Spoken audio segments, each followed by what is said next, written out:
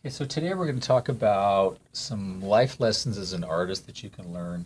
And we're going to use the Lil Lily character to sort of illustrate that. In this particular scene, she's walking around her room and putting together some information and coming to a conclusion about what an artist needs to do to stay true to themselves, which is what she's doing. This is about animation, and she's trying to keep 2D, helping to keep 2D animation in America. So she's in her room pacing here and doing some thinking. Just basically her walking in a circle. You can see the background in the back here. It's a nice grid so we can see we're going away in space.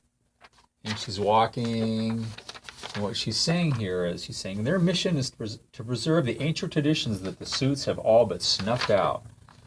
And she's like, boom! Smacks her fist. Choom! I'm all but snuffed out. So now, she says, and then we cut to another scene of another character.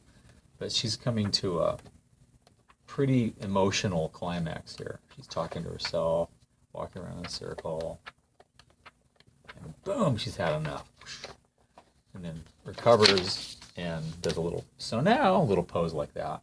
So basically, we can sort of use this scene as artists to gain inspiration.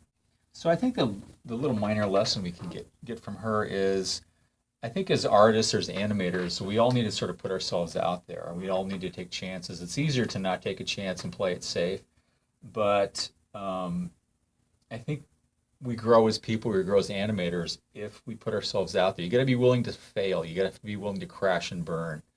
You need, to take chances it's a risky thing, but that's the only way that we're going to develop. That's the only way we're going to progress as animators and as artists. So as a young artist, it's easy to sort of stick with what you know and play it safe.